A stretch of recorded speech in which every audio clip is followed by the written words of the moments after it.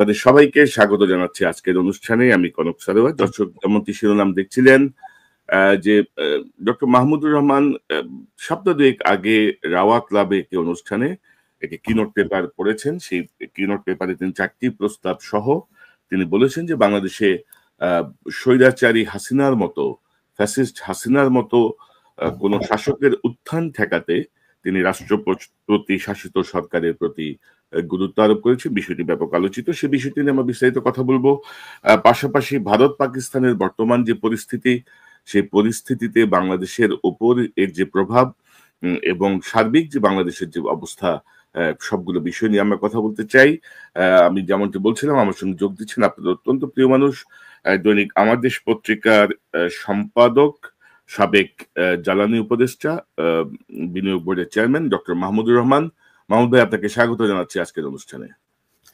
ধন্যবাদ কনক সরোয়ার। আসসালামু আলাইকুম, কেমন আছেন আপনি? জি মাহমুদ ভাই, ওয়ালাইকুম আসসালাম। আমি ভালো। আপনি তো এখন টার্কিতে আছেন, আমি যতটুকু জানি আপনি টার্কির ইস্তাম্বুল তেজারত ইউনিভার্সিটিতে একটি কিনোট পেপার পড়েছেন আমাদের জুলাই বিপ্লবকে নিয়ে। সে বিষয়টি নিয়ে একটু সংক্ষেপে যদি বলেন, তারপর আমরা আপনার এই রাষ্ট্রপতি শাসিত সরকারের প্রস্তাবনাটা নিয়ে একটু বিস্তারিত জানতে চাই। আসলে এটা খুব ভালো হয়েছে যে ইস্তাম্বুলের একটা ইউনিভার্সিটি বাংলাদেশের জুলাই বিপ্লব নিয়ে একটা সেমিনারের আয়োজন করেছে এবং গত শনিবারে এটা ছিল, আজকে শনিবার, গত শনিবারে ছিল 2 দিন ব্যাপী, শনিবার এবং রোববার। এবং সেখানে 2 জন কিনোট স্পিকার ছিলেন, তার মধ্যে একজন আমি ছিলাম, আরেকজন ছিলেন ডক্টর ইয়াসিন আক্তাই। ডক্টর ইয়াসিন আক্তাই টার্কির একজন বড় একাডেমিক স্কলার এবং তিনি প্রেসিডেন্ট এরদোগানের উপদেষ্টা। তো আমরা আমাদের মতো করে জুলাই বিপ্লবকে ব্যাখ্যা করেছি সেখানে। এবং এছাড়া 2 দিন ব্যাপী অনুষ্ঠানে অনেকগুলো পেপার ছিল। বাংলাদেশের অনেকে এসেছিলেন, বাংলাদেশ থেকে আরো কিছু ভিসিরা যোগ দিয়েছিলেন, বেশ কিছু ইউনিভার্সিটির ভাইস চ্যান্সেলররা এসেছিলেন এবং এখানে যারা ছাত্র তারাও যোগদান করেছিল সেখানে। আর বাংলাদেশের যিনি অ্যাম্বাসেডর টার্কিতে তিনি উপস্থিত ছিলেন। তো আমার কাছে ভালো লাগলো এই জন্য যে এই প্রথম বোধহয় একটা অন্য বিদেশে কোথাও বাংলাদেশের জুলাই বিপ্লব নিয়ে এ ধরনের একটা একাডেমিক সেমিনার হলো। তো আমি মনে করি যে এটা তুরস্কে হওয়াতে ভালো হয়েছে, মুসলিম কান্ট্রি, সেখানে বাংলাদেশের জুলাই বিপ্লব নিয়ে হলো। এবং আমি আশা করি যে এখন তুরস্কের দেখা দেখি অন্যান্য দেশেও হতে পারে, অন্যান্য ইউনিভার্সিটিতেও এটা হওয়া সম্ভব বলে আমি মনে করি। এবং এখানে আমরা জুলাই বিপ্লবের যে স্পিরিট ছিল, কেন এই বিপ্লব হলো, এবং এই বিপ্লব যে কেবল ফ্যাসিবাদের বিরুদ্ধে ছিল না, ভারতীয় সাম্রাজ্যবাদের বিরুদ্ধেও ছিল, এই বিপ্লব যে বিপ্লবের মাধ্যমে আমরা যে আমাদের স্বাধীনতা পুনরুদ্ধার করেছি, এই বিষয়গুলো আলোচিত হয়েছে।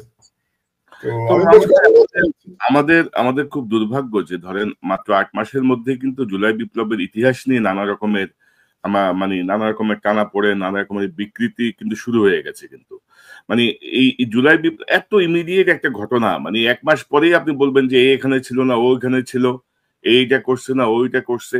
তো এটা নিয়ে আসলে একটা মানে আমরা যদি একটা তথ্য প্রমাণ ভিত্তিক একটা দলিল দাঁড় করাতে পারতাম, এটা পৃথিবীর সব জায়গায় কিন্তু অনেক জায়গায় পারতেও হইতে পারতো যে বিপ্লব হিসেবে কিন্তু এটা আমরা নিতে পারতো আর কি। আমি যে পেপারটা দিয়েছি এটার শিরোনামটা এরকম ছিল, the political philosophy of July revolution. মানে আমি রাজনৈতিক দর্শনটা বলার চেষ্টা করেছি আর কি, আমার সাধ্য মতো। নিশ্চয়ই এটা নিয়ে আমরা আপনি আমাকে কপিটা পাঠাইলে আমরা হয়তো এটা নিয়ে পরে আরেকটা করতে পারি, যে জুলাই বিপ্লবের রাজনৈতিক দর্শন, এটা আলোচনায় আসা দরকার। তো মাহমুদ ভাই, আপনি এই সপ্তাহ দুয়েক আগে আপনার সঙ্গে আসলে সময় হচ্ছিল না আপনার, যে প্রস্তাবটা আপনি দিয়েছেন যে রাষ্ট্রপতি শাসিত সরকার, যে স্বৈরাচার ঠেকানোর জন্য, কিন্তু আমরা তো ধরেন দেখি যে রাষ্ট্রপতি শাসিত সরকারই স্বৈরাচারের উত্থান ঘটে নর্মালি পৃথিবীর বিভিন্ন দেশ বা বাংলাদেশেরও যে এক্সাম্পল। তো সেই জায়গাটায় রাষ্ট্রপতি শাসিত সরকারকে কেন আপনি গণতন্ত্রের জন্য নিরাপদ মনে করছেন? পাশাপাশি আপনি আরো কিছু সংস্কারের কথা বলেছেন, তত্ত্বাবধায়ক সরকার বা সেনাবাহিনী কেন্দ্রিক কিছু 4টি প্রস্তাব দিয়েছেন। তো এই বিষয়টা আপনার কাছ থেকে আমরা একটু বিস্তারিত শুনি, তারপর আমরা ভারত পাকিস্তান প্রসঙ্গে যাব। আমি আপনার সমালোচনা থেকে শুরু করি। আপনি যেটা বললেন যে প্রেসিডেন্ট থেকেই স্বৈরাচার উদ্ভব হয়, আপনার কথা আংশিক সত্য। এটা এক সময় হতো, যেমন ধরুন 70-80 দশকে বা 60-এর দশকে আমরা দেখেছি ল্যাটিন আমেরিকা এবং তৃতীয় বিশ্বে সেনা অভ্যুত্থান হতে দেখেছি আমরা, এবং সেনা অভ্যুত্থানের মাধ্যমে একজন আসতেন এবং তারপরে তিনি রাজনীতি করতেন, রাজনীতি করার পরে তিনি প্রেসিডেন্ট হতেন, এবং এটা এক ধরনের স্বৈরাচার, যেটা আমাদের দেশে আমরা এরশাদের বেলায় দেখেছিলাম। জিয়াউর রহমান সাহেব এসেছিলেন সেনা অভ্যুত্থান, কিন্তু পার্থক্যটা হলো জিয়াউর রহমান সাহেবের সাথে এরশাদের যে জিয়াউর রহমান সাহেব কিন্তু সেনা অভ্যুত্থান করেন নাই। এই ইতিহাসগুলো আবার আমাদের একটু জানা দরকার, যে সেনা অভ্যুত্থান করেছিল সেনাবাহিনীর একটা একাংশ শেখ মুজিবের বাকশালের বিরুদ্ধে, এবং তারপরে বাকশালের পতন হয় এবং শেখ মুজিবুর রহমান নিহত হওয়ার পরে খন্দকার মুশতাক ক্ষমতায় এসেছিলেন, আমাদের এটা মনে স্মরণে রাখা দরকার। এবং তারপরে আরেকটি সেনা অভ্যুত্থান হয়েছিল, সেই সেনা অভ্যুত্থান করেছিল খালেদ মোশাররফ, এবং সেই সেনা অভ্যুত্থান ব্যর্থ হয়েছিল 7ই নভেম্বর সিপাহী জনতার বিপ্লবের মধ্য দিয়ে। তো জিয়াউর রহমান যদিও সেনা প্রধান হিসেবে তিনি রাজনীতিতে এসেছিলেন, কিন্তু তিনি কিন্তু কখনো সেনা অভ্যুত্থান করেন নাই, এবং তিনি প্রকৃতপক্ষে আবার গণতন্ত্র ফিরিয়ে দিয়েছিলেন। এরশাদ যখন এসেছিল ক্ষমতায়, সে কিন্তু একটা নির্বাচিত প্রেসিডেন্টের বিরুদ্ধে সেনা অভ্যুত্থান করে ক্ষমতায় এসেছিল, কারণ সাত্তার সাহেব সেনা অভ্যুত্থানের মাত্র 3 মাস আগে নির্বাচিত হয়েছিলেন। আপনাদের নিশ্চয় মনে থাকার কথা যে 1981 সালের নভেম্বরের নির্বাচনে সাত্তার সাহেব বিজয়ী হয়েছিলেন, জাস্টিস সাত্তার, এবং এরশাদ সেনা অভ্যুত্থান করেছিল মার্চ মাসে, 82 সালে মার্চে। তো এরপরে আমরা জানি যে বাংলাদেশে স্বৈরতন্ত্র হয়েছিল, এবং তারপরে গণবিপ্লবের মধ্যে 1990 সালের বিপ্লবের মধ্যে দিয়ে এরশাদের পতন ঘটে। তো আমি যেটা বলছিলাম আপনাকে, যে বিগত শতাব্দীতে এটা একটা ট্রেন্ড ছিল যে সেনাবাহিনী থেকে অভ্যুত্থান করে একটা স্বৈরতন্ত্র তৈরি করা, এবং আর একটা সমালোচনা আছে যে প্রেসিডেন্ট হলে পরে তাকে সরিয়ে অভ্যুত্থান করে সেনা অভ্যুত্থান করা সহজ। কিন্তু পৃথিবী পাল্টে গেছে, আমাদের মনে রাখতে হবে যে এখন পৃথিবী পাল্টে গেছে, এখন কিন্তু সেনা অভ্যুত্থানের সময় আর নাই, 1 নম্বর। 2 নম্বর হচ্ছে যে বাংলাদেশে আমরা যে রাষ্ট্রপতি শাসনের কথা আমার প্রস্তাবে আমি বলেছি ওই দিন রাওয়াতে, ওই ধরনের রাষ্ট্রপতি শাসিত কিন্তু বাংলাদেশে আজ পর্যন্ত হয়নি। আমি কোন রাষ্ট্রপতি শাসিতের কথা বলেছি এটা একটু ব্যাখ্যা করা দরকার, এবং ভালো হয়েছে যে আপনি প্রশ্নটা উত্থাপন করেছেন। আমি মার্কিন যুক্তরাষ্ট্রের মতো, কিংবা তুরস্কের মতো, কিংবা ফ্রান্সের মতো রাষ্ট্রপতি শাসিত সরকার বলেছি। আপনি মার্কিন যুক্তরাষ্ট্রে যদি আমরা দেখি, ওখানে কি হয়, ওখানে একজন প্রেসিডেন্ট নির্বাচিত হন জনগণের প্রত্যক্ষ ভোটে, এবং তিনি মাত্র 2 টার্ম নির্বাচিত হতে পারেন। সেটা পরপর হতে পারে কিংবা গ্যাপ দিয়েও হতে পারে। যেমন আমরা যদি ক্লিন্টনের ক্ষেত্রে দেখি, ক্লিন্টন পরপর 2 বার প্রেসিডেন্ট হয়েছিলেন, ওবামা পরপর 2 বার প্রেসিডেন্ট হয়েছিলেন। কিন্তু ট্রাম্পের ক্ষেত্রে আমরা দেখেছি 1 বার প্রেসিডেন্ট হয়েছেন, 1 বার নির্বাচনে হেরে গেছেন, এবার 2য় বার প্রেসিডেন্ট হয়েছেন, এবং তিনি আর 3য় বার প্রেসিডেন্ট হতে পারবেন না। কাজেই তার পক্ষে, মার্কিন কোন প্রেসিডেন্টের পক্ষে কোন স্বৈরতন্ত্র, কোন ফ্যাসিজম তৈরি করা সম্ভব না, 1 নম্বর। 2 নম্বর হচ্ছে যে মার্কিন যুক্তরাষ্ট্রে, আপনার দেশের কথাই বলি, প্রেসিডেন্টের ক্ষমতার সঙ্গে কি বলে কংগ্রেসের ক্ষমতার একটা ভারসাম্য আছে। যেমন আপনি বাজেটের কথাই ধরুন, আমেরিকাতে কি হয়, একটা বাজেট তৈরি করে প্রেসিডেন্ট, বাজেট তৈরি করবার পরে এটাকে পাঠানো হয় কংগ্রেসের কাছে, কংগ্রেসে এটা নিয়ে আলোচনা হয়, এবং কংগ্রেসে ওই বাজেট কিন্তু পাস হতে হবে। ওই বাজেট যদি কংগ্রেসে পাস না হয়, তাহলে $1 মার্কিন প্রেসিডেন্ট খরচ করতে পারবেন না।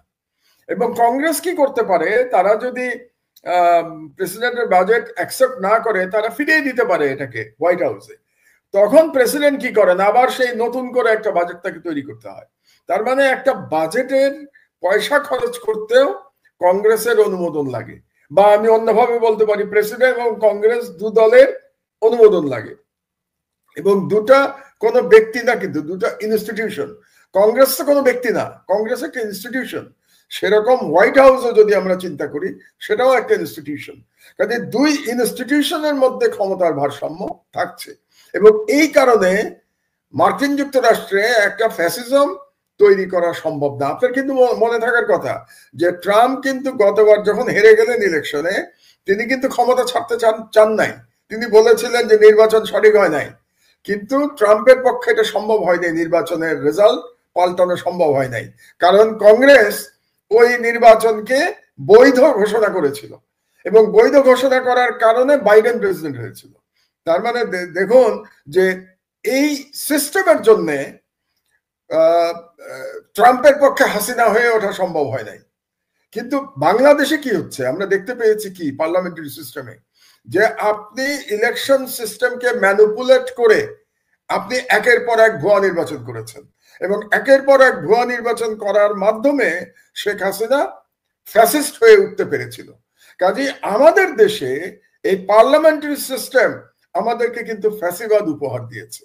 এই কারণেই আমি মনে করি যে বর্তমান অবস্থা যদি থাকে, এই পার্লামেন্টারি সিস্টেম যদি থাকে, তাহলে ক্ষমতায় যেই আসুক না কেন সে কিন্তু শেখ হাসিনার মতো আবার চাইলে পরে ইলেকশন ম্যানিপুলেশন করে আবার সে একটা ফ্যাসিবাদ কায়েম করতে পারবে। এই ফ্যাসিবাদ আমরা যদি একটা সিস্টেমের মধ্যে এটাকে আটকাতে চাই, প্রকৃত সংস্কার করতে চাই, তাহলে আমার ব্যক্তিগত ধারণা, আমার মতামত হচ্ছে এটা রাষ্ট্রপতি শাসিত সরকারের মাধ্যমে করা সম্ভব। কিন্তু অবশ্যই রাষ্ট্রপতি 5 বছর মেয়াদে দুবারের বেশি রাষ্ট্রপতি থাকতে পারবেন না। এটা একদম পরিষ্কার করে এই সংবিধানে এটা বলে দিতে হবে, দুবারের বেশি পারবেন না। কোন পদেই উনি আসতে পারবেন না, মানে রাষ্ট্রের আর কোন পদেই তিনি আর আসতে পারবেন না। এটা যদি হয় তাহলে দেখবেন তার পক্ষে ফ্যাসিস্ট হয়ে ওঠার আর কোনো সুযোগ নাই। কারণ দুবারও যদি প্রেসিডেন্ট হতে হয় আপনাকে, তাহলে তো জনগণের ভোটে প্রেসিডেন্ট হতে হবে। আর জনগণের ভোটে যদি আপনি প্রেসিডেন্ট হনও, সেটাও কিন্তু দুবারের বেশি আপনি পারছেন না। শেখ হাসিনা এরকম ফ্যাসিস্ট হয়ে উঠতে পারলো কেন?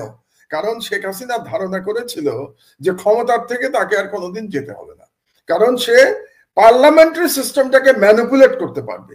এবং ম্যানিপুলেট কিভাবে করবে? ভারতের সহায়তায় ম্যানিপুলেট করবে। এবং বাংলাদেশের পুলিশ বলেন, মিলিটারি বলেন, ব্যুরোক্রেসি বলেন, সবাই শেখ হাসিনাকে ম্যানিপুলেশনে সহায়তা করেছিল এবং সহায়তা করার কারণে শেখ হাসিনা ফ্যাসিস্ট হয়ে উঠতে পেরেছিলেন। কাজে আপনি যদি ফান্ডামেন্টাল সংস্কার না করেন, তাহলে এই যে আবার ফ্যাসিস্ট তৈরির যে সুযোগ, এটা আপনি বন্ধ করতে পারছেন না। এটাই ছিল মোটামুটি আমার বক্তব্য রাওয়াতে। তো আমি মনে করি এখন পর্যন্ত এটা নিয়ে কোনো বিতর্ক বাংলাদেশে আমি শুনি নাই। রাজনৈতিক দলগুলো চুপ করে আছে, সরকারও এটা নিয়ে কোনো কথা বলে নাই।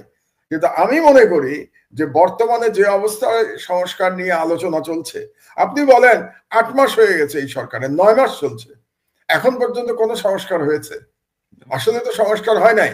এখন পর্যন্ত আমরা আলোচনায় শুনে যাচ্ছি, সংস্কার কোথায়? মাহমুদ ভাই, রাজনৈতিক দলগুলোর মধ্যে তো তাইরে নাইরে অনেক কথা, অনেক রকমের দেখতেছি।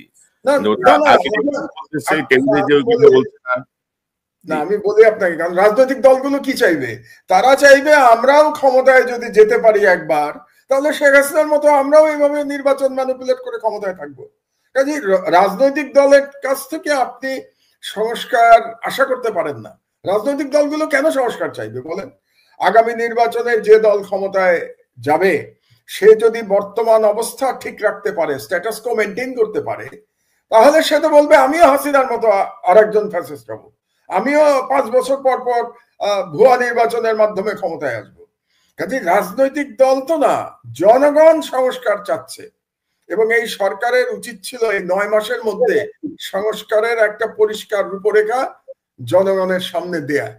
কিন্তু আমি অত্যন্ত দুঃখের সাথে বলছি যে এখন পর্যন্ত সরকার আলাপ আলোচনা ছাড়া কোনো কংক্রিট প্রপোজাল আপনার আমার কাছে তো দিতে পারে নাই। অন্তত আমি তো জানি না যে সরকারের কংক্রিট প্রপোজালটা কি। তারা কি পার্লামেন্টারি সিস্টেমই রাখবে, ওয়েস্টমিনিস্টার স্টাইল? যদি রাখে তাহলে তারা কি সংস্কার করবে? তারা কি প্রেসিডেন্সিয়াল ফর্মে ফিরে যাবে?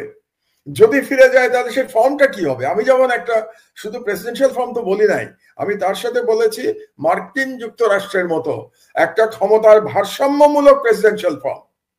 কার সঙ্গে ভারসাম্য? কংগ্রেসের সাথে ভারসাম্য, আমাদের দেশে পার্লামেন্টের সাথে ভারসাম্য। আমি তো একটা রূপরেখা আমার মতো করে আমি দিয়েছি, সরকার তো এখন পর্যন্ত কোনো রূপরেখা জনগণের কাছে উপস্থাপনই করে নাই। এবং আমার ব্যক্তিগত ধারণা যেভাবে চলছে, তাতে করে আদৌ কোনো সংস্কার হবে কিনা এটা নিয়েই তো আমি সন্দিহান হয়ে যাচ্ছি। না, এবং এবং সরকার যে পদ্ধতিতে যাচ্ছে সংস্কারের, মানে আমার যেটা মনে হচ্ছে যে সরকার নিজেরাও ধরেন মানে বিভিন্ন রকম ব্লেম গেম খেলতেছে, অমুক চায় না, তমুক হয় না, এটা হয় না, ওটা। আরে ভাই, আপনাদের বসানো হয়েছে এরকম একটা অভ্যুত্থানের পরে, আপনি আপনার মতো করে সিদ্ধান্ত নিয়ে আগান, জনগণ উইল ডিসাইড, তাই না? এই যে জায়গাটা আমার মনে হয় যে তারাও একটু অন্যরকম গেম খেলছে কিনা আমারও মনে একটু সন্দেহ না, হয়। এটা কেন হচ্ছে এটা বোঝেন কনক। এই সরকারে যারা এসছে কিংবা এই সংস্কারের জন্য যারা দায়িত্ব পেয়েছে, আপনি বিভিন্ন কমিশনের কথাই বলেন, এই দায়িত্বপ্রাপ্তদের মধ্যে কয়জন শেখ হাসিনার ফ্যাসিবাদের বিরুদ্ধে লড়াই করেছে আমাকে বলেন তো? কে লড়াই করেছে হাসিনার বিরুদ্ধে? কারা, তাদের কি ভূমিকা ছিল গত 15 বছর শেখ হাসিনার ফ্যাসিবাদের বিরুদ্ধে? আজকে যারা বিভিন্ন সংস্কারের প্রধান হয়ে বসে আছে, কাজে তাদের কাছ থেকে আপনি কিভাবে ওই ধরনের সাহস আশা করবেন যে তারা একটা পরিষ্কার রূপরেখা দিয়ে তারপরে জনগণকে বলবে যে আমরা দায়িত্বপ্রাপ্ত এই সংস্কার করবার জন্য? এখন পর্যন্ত তো আলাপ আলোচনার মধ্যেই আছে। আমি তো দেখছি প্রতিদিন রাজনৈতিক দলের সাথে কি ঐক্যমত্য কমিশন, তাদের আলোচনা হচ্ছে। ঐক্যমত্য কমিশন কিন্তু এখন পর্যন্ত সিরিয়াস কোনো প্রস্তাব দেয় নাই। কি বলেছে? শুধু গণপ্রজাতন্ত্রী হবে নাকি জনগণতন্ত্রী হবে, এরকম নাম টাম নিয়ে, মানে হাস্যকর। আপনি চিন্তা করে দেখুন, এটা কি ছেলে মানুষই নাকি ব্যাপারটা? আপনি কি নাম নিয়ে পড়ে আছেন নাকি? এখন আপনার ফান্ডামেন্টাল সংস্কারের প্রস্তাব কোথায়? এখন পর্যন্ত সরকারের কাছ থেকে তো আমরা ফান্ডামেন্টাল কোনো প্রস্তাব পাই নাই। এটা খুব দুর্ভাগ্যজনক। এবং যারা দায়িত্বে আছেন তারা আসলে কি সিরিয়াস, নাকি শেষ পর্যন্ত তারা বলবেন রাজনৈতিক দলগুলো চায় না সংস্কার, এই জন্য আমরা সংস্কার করতে পারলাম না, আমরা নির্বাচন দিয়ে বাড়ি চলে গেলাম? এটা যদি হয় তাহলে এটা জুলাই বিপ্লবের সাথে একটা প্রতারণা ছাড়া আর কিছু হবে না। এবং আমি মনে করি বাংলাদেশের জনগণ এই প্রতারণা মানবে না, যে কোন রকম সংস্কার ছাড়া আপনি আগের মতোই পার্লামেন্ট থাকবে, আগের মতোই ইলেকশন হবে এবং কালো টাকার মালিকেরা সব এমপি হবে, এমপি হয়ে তারা দুর্নীতি করবে এবং তাদের মতো একটা সরকার গঠন করবে এবং সেই সরকার ক্ষমতা থেকে আর যাবে না। আর একটা আপনি চিন্তা করুন, তত্ত্বাবধায়ক সরকার নিয়েও তো এখনো পর্যন্ত কোনো আলোচনা হয়নি। আপনি কি জানেন তত্ত্বাবধায়ক সরকার সম্পর্কে এই মানে ইউনূস সরকার এখন পর্যন্ত কোনো প্রস্তাব দিয়েছে? আমার জানা নাই। তো তত্ত্বাবধায়ক সরকারটা কি হবে? বিএনপি বলেছে তত্ত্বাবধায়ক সরকার লাগবে, তো কোন ধরনের সরকার? আগে যেমন ছিল যে চিফ জাস্টিস সরকার প্রধান হবেন, যে এবং এই চিফ জাস্টিস সরকার প্রধান হওয়ার কারণে কিন্তু আমরা বিচার বিভাগকে ধ্বংস করেছি। এটা আমাদের মনে রাখতে হবে। বিচার বিভাগের ধ্বংসের প্রক্রিয়া শুরু হয়েছিল এই তত্ত্বাবধায়ক সরকারকে নিয়ে, কারণ প্রত্যেকটা দলই চেয়েছে যে সর্বশেষ যিনি প্রধান বিচারপতি থাকবেন তিনি যেন আমার দলের হন, যাতে করে ইলেকশনের সময় আমার দলের একজন তত্ত্বাবধায়ক সরকার প্রধান থাকেন। তাহলে এখন যে তত্ত্বাবধায়ক সরকার হবে সেটা কি আবার সেই আপনারা প্রধান বিচারপতির কাছে ফিরে যাবেন, নাকি নতুন কোনো আইডিয়া নিয়ে আপনারা আসবেন? এখন পর্যন্ত না রাজনৈতিক দলগুলোর কাছ থেকে না সরকারের কাছ থেকে আমরা এটার কোনো প্রস্তাব আমরা পেয়েছি, কোনো আইডিয়া আমরা পাই নাই। আমি কিন্তু আমার প্রস্তাবে একটা আইডিয়া দিয়েছি তত্ত্বাবধায়ক সরকার নিয়ে। আমি জানি না এটা রাজনৈতিক দলগুলোর কাছে গ্রহণযোগ্য হবে কিনা, আমার জানা নাই, কিন্তু আমার বুদ্ধি অনুযায়ী, বিচার বুদ্ধি অনুযায়ী আমি একটা প্রস্তাব দিয়েছি। না, আপনি তো বলেছেন যে মানে সরকার মেয়াদ শেষে সরকারি দল এবং বিরোধী দল উভয় থেকে 5 জন করে সদস্য মনোনীত করে তাদের ভোটে মানে আমি একটু পরিষ্কার করে বলি। আমি বলেছি সরকারি দল থেকে 5 জন, বিরোধী দল থেকে 5 জন, 10 জন এবং প্রধান বিচারপতি 1 জন, 11 জন। কারণ আপনাকে বেজোড় সংখ্যা লাগবে, একজন প্রধান উপদেষ্টা হতে হবে। এই 11 জন নিজেদের মধ্যে তারা ভোটাভুটি করে তাদের 1 নম্বর ঠিক করবেন। মানে এখন হয় কি দেখেন, যে কে প্রধান উপদেষ্টা হবে এটা নিয়ে বাংলাদেশের ইতিহাসে আজ পর্যন্ত বিরোধী দল কখনো একমত হতে পারে নাই। আপনি কি মনে করেন ভবিষ্যতে তারা একমত হতে পারবে কোনো ব্যক্তির ব্যাপারে? এক দল যদি মিস্টার এক্স এর কথা বলে আর এক দল বলবে মিস্টার ওয়াই এর কথা, তো আপনার সলিউশন কোথায়? এই জন্য আমার বিচার বুদ্ধি মতো আমি একটা সলিউশন দিয়েছি যে সরকারি দল 5 জনের কথা বলবে তত্ত্বাবধায়ক সরকারে, বিরোধী দল 5 জন বলবে আর চিফ জাস্টিস 1 জনের কথা বলবেন, কিন্তু সেই একজন অবশ্যই সার্ভিং বিচারপতি হতে পারবে না। তিনি রিটায়ার্ড বিচারপতি হতে পারবেন কিন্তু সার্ভিং হতে পারবেন না। তাহলে মোট তত্ত্বাবধায়ক সরকারের সংখ্যা হলো 11 জন। এই 11 জন নিজেদের মধ্যে ভোটাভুটি করে তাদের প্রধান উপদেষ্টা নির্বাচন করবেন। এটা আমার আইডিয়া, আপনার পছন্দ নাও হতে পারে। এখন আমি অপেক্ষা করে থাকবো যে ভালো কোনো আইডিয়া কেউ নিয়ে আসে কিনা। এখন পর্যন্ত কিন্তু আমরা তত্ত্বাবধায়ক সরকারের রূপরেখা কি হবে এটা সম্পর্কে আমরা কিছুই জানি না। তো আমি জানি না আরো কতদিন অপেক্ষা করতে হবে। এবং মাহমুদ ভাই, ধরেন সরকারি প্রসঙ্গ যেহেতু আসলো, ধরেন আপনি যদি দেখেন যে পুরো উপদেষ্টা পরিষদ কিন্তু ডক্টর ইউনূসের আলোয় আলোকিত হচ্ছেন। মানে তাদের নিজস্ব কোনো দুই একটা জায়গা, অর্থ মন্ত্রণালয় বা জ্বালানি মন্ত্রণালয়, দুই একটা মন্ত্রণালয় ছাড়া সমালোচনার মাত্রাই বেশি এবং বিতর্কিত লোকেরা কিন্তু নিয়োগ পাচ্ছে। আমরা কিন্তু ধরেন বৃহত্তর স্বার্থে কিন্তু ডক্টর ইউনূসের প্রতি এক ধরনের আমরা অন্ধ সমর্থন দিয়ে যাচ্ছি যে উনি থাকুক, আমাদের জন্য কিছু একটা হোক, একটা সংস্কার হোক, বিচারটা হোক, কিন্তু বিচার তো ধরেন অত্যন্ত কচ্ছপ গতিতে যাচ্ছে। তো সব মিলিয়ে আসলে এই সরকারের ৮ মাসটা মানে কোথায় সমস্যাটা আসলে, মানে এরকম একটা রক্তক্ষয়ী বিপ্লবের পরে, অভ্যুত্থানের পরে সরকার যেভাবে ফাংশন করার কথা ছিল সেইভাবে তো করতে পারছে না বা করছে শুনুন, না। আমি সরকারের ৩টি কারণে আমরা ডক্টর ইউনূসকে সমর্থন দিচ্ছি। আপনি যেটা বললেন অন্ধ সমর্থন, আমি অন্ধ বলবো না, সমর্থন দিচ্ছি বলবো। একটি কারণ হলো যে ডক্টর ইউনূসের আন্তর্জাতিক গ্রহণযোগ্যতা। কারণ আপনাদের এমন একজন লাগতো যার আন্তর্জাতিক গ্রহণযোগ্যতা আছে এবং ভারত ইচ্ছা করলেই তাকে কোনো ষড়যন্ত্র করে ক্ষমতাচ্যুত করতে পারবে না, এরকম একজন দরকার ছিল আমাদের। এবং সেই দিক দিয়ে ডক্টর ইউনূসের সাথে তুলনা করার মতো দ্বিতীয় কোনো ব্যক্তি আমাদের নাই, এটা আমাদের মেনে নিতে হবে। এক। ২ নম্বর হলো ডক্টর ইউনূস কিন্তু শেখ হাসিনার জুলুমের একজন ভিকটিম ছিলেন। ডক্টর ইউনূসকে কিন্তু উনি ভিকটিম ছিলেন, এই সরকারের অধিকাংশই ভিকটিম ছিল না, কিন্তু ডক্টর ইউনূস ভিকটিম ছিলেন। এটা হলো ২ নম্বর। আর ৩ নম্বর হলো ভারতের প্রশ্নে এবং আওয়ামী লীগের প্রশ্নে আমি মনে করছি এখন পর্যন্ত ডক্টর ইউনূসের একটা দৃঢ় অবস্থান আছে। ডক্টর ইউনূস ভারতীয় হুমকিকে খুব ভালোভাবে মোকাবেলা করেছেন। এই ৩টি কারণে আমরা অব্যাহতভাবে ডক্টর ইউনূসকে সমর্থন করে যাচ্ছি। কিন্তু আপনার সাথে আমি একমত যে আমরা যদি পুরো বিশাল কি উপদেষ্টা মণ্ডলীর দিকে তাকাই, এর ৮০% উপদেষ্টা মণ্ডলী গত সরকারের, কি বলবো, গত সরকারের কোন রকম বিরোধ করে নাই শেখ হাসিনার সরকারের, এমনকি কেউ কেউ সুবিধাভোগী ছিল ওই সরকারের। কাজেই তাদের এই সরকারে থাকার বা এই সরকারে, এই বিপ্লবী সরকার, বিপ্লবী তারা বলে না, অন্তর্বর্তীকালীন বলে, যাই হোক, এই অন্তর্বর্তীকালীন সরকারে থাকার তেমন কোনো যোগ্যতা আছে বলে আমি মনে করি না। এবং বর্তমান সরকার, আপনার সাথে সম্পূর্ণ একমত আমি যে এই সরকার টিকে আছে শুধুমাত্র ডক্টর ইউনূসের ইমেজের উপর ভিত্তি করে। এবং কোন কোন ক্ষেত্রে বাংলাদেশের অবস্থা ভালো, যেমন এবারের রমজানের মধ্যে দ্রব্যমূল্য নিয়ন্ত্রণে রাখা গেছে। তারপরে আমাদের রেমিটেন্স যোদ্ধারা যেভাবে বাংলাদেশে রেমিটেন্স পাঠাচ্ছেন, সকল রেকর্ড ব্রেক হয়ে গেছে। কারণ আমাদের যে ফরেন কারেন্সি ক্রাইসিস ছিল সেটা অনেকটা কিন্তু রেমিটেন্সের মাধ্যমে আমাদের হয়ে গেছে। আর একটা ইন্টারেস্টিং ব্যাপার, এই যে আমেরিকা, আপনাদের প্রেসিডেন্ট ট্রাম্প যে ট্যারিফ ঘোষণা করলো, এই ট্যারিফে কিন্তু বাংলাদেশের আসলে ক্ষতি হয় নাই, বরং বাংলাদেশের জন্য নতুন সম্ভাবনা তৈরি হয়েছে। কেন?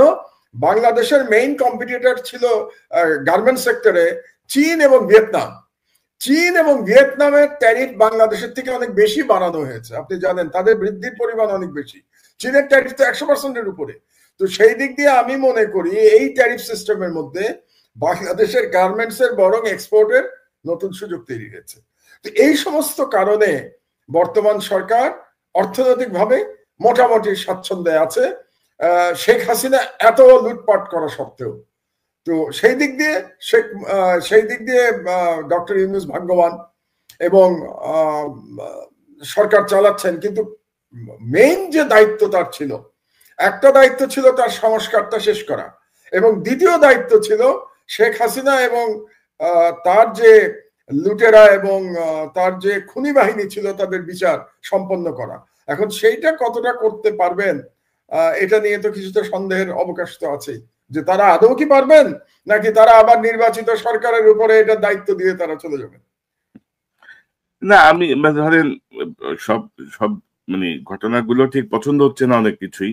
তারপরে আপনি যদি দেখেন যে বিপ্লবের পরে এই উপদেষ্টা আসিফ মাহমুদও একটা বই লিখে ফেলছে, আসিফ নজরুল একটা বই লিখে ফেলছে। মানে কিভাবে সম্ভব, মানে এত গুরু দায়িত্ব ৮-১০টা মন্ত্রণালয় নিয়ে এরা আবার বই টই লিখে, মানে ব্যক্তিগত ক্যারিশমা জাহির করার জন্য সব প্রস্তুত আর কি। যে দায়িত্ব দেওয়া হয়েছে সেই জায়গাটা থেকে এটা আমার মনে হয়। মাহমুদ ভাই, যে ভারত পাকিস্তানের একটা খুবই নাজুক পরিস্থিতি, আকাশ সীমা এক গ্রুপ বন্ধ করে দিয়েছে, আরেক গ্রুপ সিন্ধু নদের পানির প্রবাহের যে চুক্তি সেটি বন্ধ করে দিয়েছে। তো সব মিলিয়ে টান টান উত্তেজনা। এর কি প্রভাব বাংলাদেশে আপনি দেখেন, বা এই মুহূর্তে বাংলাদেশের আসলে অবস্থানগত কৌশল কি হওয়া উচিত? আমি বাংলাদেশে আসার আগে একটু ভারত পাকিস্তান নিয়ে একটু বলে নেই, তাহলে দর্শকদের বুঝতে সুবিধা হবে। যে টান টান উত্তেজনা তৈরি হয়েছে, এতে কিন্তু আমি মনে করি ভারত লাভবান হয়েছে, ভারতের সরকার লাভবান হয়েছে। আমি ভারত বলবো না, মোদী সরকার লাভবান হয়েছে। কারণটা বুঝাই আপনাকে আমি। কারণ মোদী সরকার, আপনি জানেন যে মুসলমানদের ওয়াকফ বিল নিয়ে মোদী সরকার একটু বিপদের মধ্যে ছিল। ওয়াকফ বিলের মাধ্যমে মোদী যেটা চাচ্ছিল যে সেই শত শত বছর ধরে মুসলমানদের যে সম্পত্তিগুলো ছিল বিভিন্ন কাজে, যেমন ধরেন মাদ্রাসা কিংবা মসজিদে যে সম্পত্তি দান করে গেছে আগের মানুষজনেরা, সেই সম্পত্তিগুলো দখল করার একটা প্রক্রিয়া শুরু করেছিল মোদী সরকার। কিন্তু সেটা সুপ্রিম কোর্টে গিয়ে আটকে গেছে, এবং এই ইস্যুটা নিয়ে মোদী সরকার খুবই বিব্রত করা পরিস্থিতিতে পড়েছিল। এবং আপনাকে বলে রাখি, এটা সুপ্রিম কোর্ট ওই বিলটাকে স্টে করেছে, মানে ওয়াকফ সম্পত্তি কেড়ে নেওয়ার যে বিল পাশ করেছিল মোদী সরকার পার্লামেন্টে, সেটা স্টে করেছে। এবং আগামী মাসের সম্ভবত 6 তারিখে এটা নিয়ে শুনানি হওয়ার কথা ভারতীয় সুপ্রিম কোর্টে। এরকম একটি অবস্থায় এই কাশ্মীরের এই সন্ত্রাসী ঘটনায় ভারত সরকার কি করতে পারছে? এক হচ্ছে যে সংখ্যালঘু মুসলমানদের বিরুদ্ধে আবার তাদের ক্যাম্পেইন তারা শুরু করতে পেরেছে, এবং মুসলমানদের বাড়িঘর ভেঙে দেওয়া হচ্ছে কাশ্মীরে, এবং অন্যান্য জায়গায় মুসলমানরা খুব ভীত সন্ত্রস্ত জীবনযাপন করছে। তার মানে রাজনৈতিকভাবে বিজেপি আবার এটাকে ব্যবহার করতে পারছে, এটা একদিকে। আর 2 নম্বর হলো যে ওই বিল নিয়ে যে বিপদের মধ্যে ছিল, সেই বিপদ থেকেও এখন মানুষের নজর সরে গেছে। মানুষের নজর কিন্তু ওই বিলের দিকে ছিল, মানে মোদী সরকারের ব্যর্থতার দিকে ছিল। ওই নজরটা মোদী সরকার এখন সরে গেছে। তো সরে এখন পাকিস্তানের সাথে একটা যুদ্ধংদেহী অবস্থায় চলে এসছে মোদী, এবং অত্যন্ত বেআইনি ভাবে সে সিন্ধু নদীর সাথে যে পানি চুক্তি সে বন্ধ করে দিয়েছে, স্থগিত করেছে ইন্ডিয়া। 1960 সালের পানি চুক্তি, সে এটাকে স্থগিত করেছে। কিন্তু আমার যেটা ধারণা, যে ইন্ডিয়া পাকিস্তানের মধ্যে যুদ্ধ কিন্তু হবে না। কেন যুদ্ধ হবে না আমি আপনাকে বলি। কারণ 2 দলেরই অ্যাটমিক বোমা রয়েছে, আণবিক বোমা রয়েছে 2 দলের কাছে। এবং যখন দুটো রাষ্ট্রের কাছে আণবিক বোমা থাকে, তখন আপনি দেখবেন সেই 2 রাষ্ট্র কখনো একে অপরের সাথে সর্বাত্মক যুদ্ধে জড়ায় না। কারণ আণবিক বোমার যে যুদ্ধ, সেই যুদ্ধে কিন্তু কেউই বিজয়ী হয় না, 2 দলই পরাজিত হয়। ধ্বংস হয়ে যাবে। তো ধরেন পাকিস্তান অ্যাটম বোম মারলো ইন্ডিয়ার উপরে, ইন্ডিয়া আবার মারলো পাকিস্তানের উপরে, তো 2 দেশই তো ধ্বংস হয়ে যাবে। শুধু 2 দেশ কেন, পুরো দক্ষিণ এশিয়া ধ্বংস হয়ে যাবে। কাজে যুদ্ধ যতটা আপনি দেখছেন, আসলে আমার মনে হয় না যুদ্ধ পর্যন্ত এটা গড়াবে। একটু একটু সীমান্তে গোলাগুলি হতে পারে, 2 দলেরই 2-4 জন সৈনিক কি বিমান বাহিনীর পাইলট মারা যেতে পারে, কিন্তু যেটাকে আমরা সর্বাত্মক যুদ্ধ বলি, সেটা হবে না বলেই আমার ধারণা। এটা গেল পাকিস্তান ইন্ডিয়া প্রসঙ্গ। এখন বাংলাদেশে কি হচ্ছে দেখেন। বাংলাদেশের 2টো বিপদ হয়েছে। একটা হচ্ছে ইন্ডিয়াতে এখন এর আগে থেকেই বাংলাদেশ বিরোধী প্রচারণা চলছিল, হাসিনার পতনের পর থেকেই। সেই প্রচারণা ইদানিং বেড়ে গেছে। এবং আপনি জানেন, ইন্ডিয়ার কোন মিডিয়া, যেটাকে গদি মিডিয়া বলে, কারণ এগুলি সরকারের দালাল মিডিয়া, এই সমস্ত মিডিয়াতে ওই কাশ্মীরের ওই ঘটনার সাথে বাংলাদেশকে জড়িত করার অপচেষ্টাও করা হয়েছে, এবং মিথ্যা প্রচারণা করা হয়েছে ইন্ডিয়ান মিডিয়াতে একটা। এবং বাংলাদেশে নাকি এখন কথিত বাংলাদেশিদের উপরে তাদেরকে গ্রেফতার করা হচ্ছে। আজকেরই খবর আপনাকে বলি, মোর দ্যান 1000-এর উপরে কথিত বাংলাদেশিকে গ্রেফতার করেছে ভারত, যাদেরকে বলা হচ্ছে যে তারা নাকি পাসপোর্ট ভিসা ছাড়া ভারতে গিয়ে অবস্থান করছিল। কেন করছিল আমি জানি না, কিন্তু বাংলাদেশের বিরুদ্ধে একটা সর্বাত্মক প্রচারণা ইন্ডিয়া শুরু করেছে। 1। 2 হলো, আমাদের সাথে যে গঙ্গা পানি চুক্তি, এটা কিন্তু 2026 সালে শেষ হয়ে যাবে। তো আমরা যদি ভারতের চরিত্র দেখতে পাই পাকিস্তানের সাথে সিন্ধু পানি চুক্তি স্থগিত করার মাধ্যমে, তাহলে আমাদের জন্য কিন্তু দুশ্চিন্তার কারণ আছে। ভারত দেখবেন গঙ্গা পানি চুক্তি নিয়েও টালবাহানা শুরু করবে। আমি ভবিষ্যৎ বলে রাখছি আপনাদেরকে। জানি না 2026 সালে ইউনূস সাহেব থাকবেন অথবা নতুন গণতান্ত্রিক সরকার ক্ষমতায় আসবে কিনা, কিন্তু সেই সরকারকে অবশ্যই ভারতের এই গঙ্গা পানি চুক্তি নিয়ে ভারতের সাথে আবার নতুন করে লড়াই করতে হবে। এবং ওরকম অবস্থা আমি একটা দেখতে পাচ্ছি। এবং যেহেতু ভারত এখন বাংলাদেশ, কথিত বাংলাদেশিদের বিরুদ্ধে অভিযান চালাচ্ছে ভারতে, আমি প্রস্তাব করব এই সরকারের কাছে যে বাংলাদেশেও যে সমস্ত ভারতীয়রা তাদের কাগজপত্র ছাড়া বাংলাদেশে আছে, এবং আমরা জানি অবৈধভাবে অনেক ভারতীয় বাংলাদেশে আছে, আমরা এমনও জানি যে অনেক ভারতীয় ভুয়া ন্যাশনাল আইডি কার্ড নিয়ে বাংলাদেশে আছে, বাংলাদেশে বিভিন্ন জায়গায় তারা চাকরি করছে, এদের বিরুদ্ধে আমাদের অভিযান চালানো উচিত। এবং যেহেতু বাংলাদেশের বিরুদ্ধে এই ধরনের মিথ্যা প্রচারণা চলছে, কাজে বাংলাদেশ সরকারের উচিত হবে এখনই বাংলাদেশেও একই রকম অভিযান পরিচালনা করা, প্রত্যেকটা ইন্ডাস্ট্রিগুলিতে দেখা যে সেখানে কোনো ভারতীয় নাগরিক অবৈধভাবে চাকরি করছে কিনা, কিংবা বিভিন্ন ডিস্ট্রিক্টেও আমাদের এগুলো দেখা উচিত। এবং বিশেষ করে আমি মনে করি সেন্সিটিভ জায়গা যেগুলো আছে, আমাদের যে সমস্ত মানে সিকিউরিটির দিক দিয়ে সেন্সিটিভ জায়গা, সে সমস্ত জায়গা আমাদের নজরদারি বাড়ানো উচিত, কারণ যে কোনো সময় ভারত বাংলাদেশে একটা অঘটন ঘটানোর চেষ্টা করতে পারে। তবে মাহমুদ ভাই ধরেন বাংলাদেশে আমরা যেটা দেখছি যে মানে আমরা কার্যকরভাবে কিন্তু ইন্ডিয়ান এই গদি মিডিয়ার যে প্রচারণা, সেই প্রচারণার কোনো কাউন্টার আমাদের মিডিয়া কিন্তু করছে না। আমাদের মিডিয়া কিন্তু ধরেন আমরা করছি, আমার দেশ কিন্তু রেগুলারলি করে না, আমার দেশ ছাড়া অন্য কোনো পত্রিকায় কিন্তু এর কোনো কাউন্টার নেই। আমাদের টেলিভিশন গুলা বা আমাদের ধরেন সরকার নিয়ন্ত্রিত টেলিভিশন থেকে শুরু করে বেসরকারি টেলিভিশন, কারোরই কোনো কিন্তু প্রতিক্রিয়া আমরা দেখছি না। তো সেই এটা আমাদের জন্য একটা, আমি বলবো একটা, কেন হচ্ছে না আমি বুঝতে পারছি না আর কি। আসলে এখনো আসলে মিডিয়াগুলো তো আসলে স্বাধীন না, মিডিয়াগুলোর মধ্যে এখনো হাসিনার লোকজন তো পূর্ণ বিক্রমে বসা, এবং তারা মনে হয় যেন এই বিষয়গুলো কাউন্টার করতে দিচ্ছে না, যেটা কাউন্টার হওয়া উচিত। পাশাপাশি ধরেন আরো কিছু বিতর্কিত বিষয় ঘটছে, যেটা নিয়ে ধরেন আপনার পত্রিকাতেও নিউজ হয়েছিল, সন্তোষ শর্মা কালবেলা সম্পাদক, তাকে নিয়ে এক ধরনের মাতামাতি চলছে। আমি বুঝলাম না যে কেন সবাই তাকে নিয়ে, তাকেই আপনার এত হাইলাইটেড করতে হবে, যার বিরুদ্ধে সুনির্দিষ্ট অভিযোগ আছে, আপনার পত্রিকাতেই ছাপা হয়েছে। আমরা লিড নিউজ করেছি, আমরা লিড নিউজ করেছি। রিমান্ডে যিনি নির্যাতন করতেন ইসলামিক নেতাদের, রাজনৈতিক দলগুলোর নেতাদের উপরে, তাকে নিয়ে সে, তার বিরুদ্ধে মামলাও হয়েছে। সেই প্রসিডিংসে না, যে তাকে নিয়ে এক ধরনের লুফে নেওয়ার একটা চেষ্টা দেখছি আমরা। মানে এগুলা খুবই দুর্ভাগ্যজনক আমাদের জন্য। পাশাপাশি আপনার বিরুদ্ধে একটা মামলা হয়েছে, মানে স্বাধীন বাংলাদেশে আপনার বিরুদ্ধে একটি প্রথম মামলা হয়েছে। স্বাধীন বাংলাদেশের প্রথম মামলা আর কি, প্রথম মামলা। স্বাধীন বাংলাদেশে আমি কিন্তু জেল খেটেছি, 5 দিন জেলে ছিলাম। সিদ্ধ ধরেন মামুদ ভাই, একটা অদ্ভুত ব্যাপার দেখছি যে ধরেন মেঘনা গ্রুপ একটা করাপ্টেড গ্রুপ, এবং 71 টেলিভিশন তারা চালিয়েছে টানা ধরেন 10-12 বছর। 71 টেলিভিশন দিয়ে তারা এই ফ্যাসিজমকে শক্তিশালী করেছে, বিরোধী দলকে দমন, ভারতের দালালি করেছে, সরাসরি ভারতের দালালি করেছে।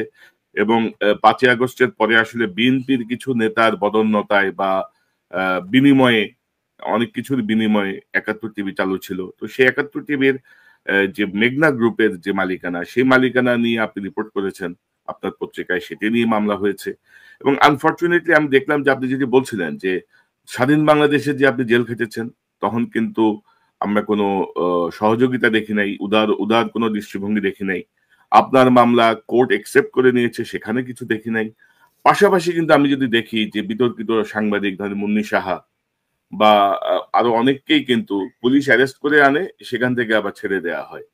তো এই যে অবস্থাটা আপনি কিভাবে দেখেন আর কি? এবং প্রথম আলো বা ডেইলি স্টার নিয়ে আমরা যখন কথা বলেছি, আমি, ইলিয়াস, পিনাকিদা, আমরা যখন কথা বলেছি, তখন বিএনপি মহাসচিবের গণমাধ্যমের উপর হস্তক্ষেপ, স্বাধীনতার হস্তক্ষেপে একেবারে যান পরাণ বের হয়ে গেছে। তো এখন আমি মানে বিএনপি বা রাজনৈতিক দল বা সুশীল সমাজে কোনো প্রতিক্রিয়া কি আমার দেশ পেয়েছে, বা আপনি এই বিষয়টাকে কিভাবে দেখেন আপনার মতো করে জানি? প্রথমে আমি একটু ভারতের বিরুদ্ধে যে আমাদের বুদ্ধিবৃত্তিক লড়াই, আপনি যেটা দুঃখ করছিলেন যে বাংলাদেশের অধিকাংশ টেলিভিশন এবং প্রিন্ট মিডিয়া এটা করছে না, তো আমি কিন্তু এতে হতাশ নই। কেন হতাশ নই জানেন? এই ভারতের বিরুদ্ধে যে লড়াই বা ফ্যাসিবাদের বিরুদ্ধে যে লড়াই, এই গত 15 বছর ধরে, বিশেষত গত 5 বছর ধরে তো আমি বলবোই, আপনারা তো কয়েকজন চালিয়ে গেছেন সোশ্যাল মিডিয়াতে। আপনি করেছেন, পিনাকি করেছে, ইলিয়াস করেছে, এরকম ডক্টর তাজ হাশমি করেছেন, এবং আরো এরকম কয়েকজন তো আপনারা চালিয়েছেন সোশ্যাল মিডিয়াতে। তখন তো বাংলাদেশের মিডিয়া তো একেবারেই গদি মিডিয়ার মতো ভারতের সব হাসিনার মিডিয়া ছিল এবং ভারতীয় মিডিয়া ছিল, কিন্তু শেষ পর্যন্ত আপনারাই সফল হয়েছেন এবং আপনারা কিন্তু আজ পর্যন্ত লড়াই চালিয়ে যাচ্ছেন। আমার ভরসার জায়গাটা সেখানেই কোনো, যতক্ষণ পর্যন্ত আপনাদের মতো মানুষেরা সোশ্যাল মিডিয়াতে এভাবে সাহসের সাথে লড়াই চালিয়ে যেতে পারবেন ভারতীয় হেজেমনি আর এই হাসিনার ফ্যাসিবাদের বিরুদ্ধে, ততক্ষণ পর্যন্ত আমি আশাহত হব না। এটা হলো আমার 1 নম্বর কথা। এবং আপনাদেরকে আমি ধন্যবাদ জানাই যে আপনারা এত চাপের মধ্যে থেকেও এবং কোন রাজনৈতিক দল আপনাদের পাশে এসে দাঁড়ায় নেই, এটা সত্ত্বেও আপনারা আপনাদের লড়াই, আদর্শ আপনারা অক্ষুণ্ণ রাখতে পেরেছেন। আর দ্বিতীয় যে কথাটা, বাংলাদেশে দেখুন, এই যে আপনি যাদের কথা বললেন, প্রথম আলো বিরুদ্ধে পিনাকি কিছু কথা বলেছিল, ইলিয়াস কিছু কথা বলেছিল এবং এক ধরনের শান্তিপূর্ণ প্রতিবাদ হচ্ছিল, এবং সে কারণে বাংলাদেশের বৃহত্তম দলের মহাসচিব অত্যন্ত মানে আবেগের বশবর্তী হয়ে তিনি অনেকগুলো কথা বলেছিলেন। কিন্তু আমার দেশের বিরুদ্ধে মামলা হয়েছে এ ব্যাপারে কিন্তু কারো মুখে এখন পর্যন্ত কোনো কথা আপনি নিশ্চয়ই শোনেন নাই, আমিও শুনি নাই। তবে জনগণ কিন্তু দাঁড়াচ্ছে, সারা দেশে জনগণ এটার প্রতিবাদে মাঠে নেমেছে। আর এই মামলাটা নিয়ে আমি মামলার মেরিট নিয়ে কিছু বলতে চাই না, কারণ এটা সাব জুডিস। শুধু আপনাকে একটা কথা বলে রাখি, আমরা যে নিউজটা ছাপিয়েছি মেঘনা গ্রুপের বিষয়ে, সেটা কিন্তু সরকারি নথি থেকে, আমরা কোনো কমেন্ট করি নাই, মানে কোনো সাংবাদিকের কোনো কমেন্ট সেই নিউজের মধ্যে নাই। প্রত্যেকটা ইনফরমেশন সরকারি নথি থেকে আমরা কোট করেছি, যেটা সাংবাদিকের দায়িত্ব। যে সরকার মেঘনা গ্রুপের বিরুদ্ধে তদন্ত চালাচ্ছে, তো আপনি একজন সাংবাদিক হিসেবে কনক, আপনি খুব পুরনো সাংবাদিক, বাংলাদেশের কোন গ্রুপের বিরুদ্ধে সরকার যদি তদন্ত চালায়, তো আপনি সেটা প্রকাশ করবেন না আপনার মিডিয়ায়? তো এটা তো আপনার কর্তব্য প্রকাশ করা। এই প্রকাশ করার জন্য আমার দেশের বিরুদ্ধে, আমার বিরুদ্ধে এবং আমার কলিগদের বিরুদ্ধে মামলা হয়েছে। তা আমাকে তো মামলার ভয় দেখিয়ে লাভ নাই। 5 বছর তো জেল খেটেছি, কোন মামলার সংখ্যা তো আমার 125টা, তো না হয় আরো একটা মামলা হলো, তাতে আমার কি যায় আসে, আমি কোর্টে দেখবো। কিন্তু মজার ব্যাপার অন্য জায়গায়, আপনি শুনলে অবাক হবেন। এই যে মামলাটা হয়েছে, মামলার সমন আমার কাছে আসা এবং নিউজের যেদিন ছাপা হয়েছে তার মধ্যে কয়দিন গ্যাপ ছিল জানেন? মাত্র 5 দিন। মানে আজকে মামলা হয়েছে, 5 দিনের মধ্যে সেই আজকে নিউজ ছাপা হয়েছে, 5 দিনের মধ্যে সেই নিউজ কোর্টে আমলে নিয়ে আমার বিরুদ্ধে সমন ইস্যু করা হয়ে গেছে। আপনি কি মনে করেন বাংলাদেশের কোন মামলার ক্ষেত্রে এটা সম্ভব? কিন্তু এই ক্ষেত্রে এটা হয়েছে। আচ্ছা, আপনি ভাবুন তো যে মেঘনা গ্রুপের তো টাকার কোনো অভাব নাই, মানে তদন্ত যে পরিমাণ টাকার হচ্ছে এটা চিন্তা করলে তো আমাদের অজ্ঞান হওয়ার অবস্থা। 1 লক্ষ কোটি টাকার কথা বলা হচ্ছে, যে কর ফাঁকি কিংবা মানি লন্ডারিং এর পরিমাণ 1 লক্ষ কোটি টাকা। সেখানে মেঘনা গ্রুপের জায়গায় যদি কোনো দরিদ্র ব্যক্তি মামলা করত, তার মামলা কি 4 দিনের মধ্যে বাংলাদেশের কোনো আদালত গ্রহণ করতে বলে আপনার ধারণা? কিন্তু বাংলাদেশের এই আদালত 4 দিনের মধ্যে শুধু মামলা গ্রহণ করে নাই, সমন পর্যন্ত আমার অফিসে পাঠিয়ে দিয়েছে। এবং যখন সমন পাঠিয়েছে তখন আমি টার্কিতে, তখন আমি ছিলাম না বাংলাদেশে। এটা গেল একটা। আর একটা দেখুন, মানে এটাই হচ্ছে সব থেকে দুর্ভাগ্যজনক ব্যাপার, যে তার মানে বিচার বিভাগের পরিবর্তন তো কিছু হয় নাই। এখনো তো বিচার বিভাগ শক্তিশালী মানুষের কথায় ওঠে আর বসে, তা না হলে তো এই ধরনের কাজ হতে পারতো না, 5 দিনের মধ্যে সমন ইস্যু হয়ে যেত না, তাই না? এবং আরো ব্যাপার আছে। এই আপনি কি করবেন? আপনি যদি কোনো মানে নিউজে আপনি আপত্তি থাকে, তাহলে প্রথম কি করবেন? আপনি প্রতিবাদ পাঠাবেন। সেই প্রতিবাদ ছাপা না হলে আপনি কি করবেন? আপনি প্রেস কাউন্সিলে যাবেন। প্রেস কাউন্সিলে যদি বিচার না পান, তাহার পরে আপনি আদালতে যাবেন। এটাই তো সিস্টেম, আমরা তো তাই জানি। অবাক হবে শুনলে, এই নিউজের কোনো প্রতিবাদ কিন্তু আসে নাই আমাদের কাছে। প্রতিবাদ আসার আগেই মামলা রুজু হয়ে গেছে। শুধু মামলা রুজু হয় নাই, মামলা অ্যাকসেপ্টেড হয়ে গেছে, মামলা কগনিজেন্সে নিয়ে সমন ইস্যু হয়ে গেছে। কোর্ট থেকেও জিজ্ঞাসা করা হয় নাই যে আপনি কি প্রতিবাদ দিয়েছেন? তো প্রতিবাদ দিলে প্রতিবাদ কোথায়? এটা হচ্ছে বাংলাদেশের বিচার বিভাগের অবস্থা। এখন আমি জানি না, আইনমন্ত্রী তো জুলাই বিপ্লবে জড়িত ছিলেন, আসিফ নজরুল সাহেব, আপনি বললেন উনি বই লিখেছেন জুলাই বিপ্লব নিয়ে, তো তিনি কি জানেন তার নিম্ন আদালত কিভাবে পরিচালিত হচ্ছে? তো আমি আশা করি তিনি না জেনে থাকলে তিনি খবর নেবেন যে কিভাবে 4 দিনের মধ্যে আমার দেশের বিরুদ্ধে মামলা গ্রহণ করা হলো। মাহমুদ ভাই উনি সবই জানেন এবং সবই ওনার ইশারাতেই হচ্ছে। মুন্নি সাহা সাউন্ডের কিছু হয় না। পাশাপাশি আপনি জানেন যে সাম্প্রতিক সময় আমি একটা প্রোগ্রাম করি না, আমার ফেসবুকে একটা পোস্ট দিয়েছি, ওই যে ডেস্টিনির চেয়ারম্যান জেনারেল হারুন, মানে তার সাথে আসামি সবাই 12 বছর 3 মাস করে জেল খাটছে, 12 বছর সাজা, 3 মাস অতিরিক্ত খাটছে। আর জেনারেল হারুন 58 দিন জেল খেটে জামিন পেয়ে বের হয়ে গেছে। এবং এর আগে 7 দিন জেলে ছিল, মানে প্রথম যখন আত্মসমর্পণ করে সবাই। তো তার মানে তার মানে টোটাল জেলের লাইফ হচ্ছে 58 প্লাস 7 দিন, আর অন্যদের হচ্ছে 12 বছর 3 মাস। 12 বছর। এই হচ্ছে আইনের শাসন।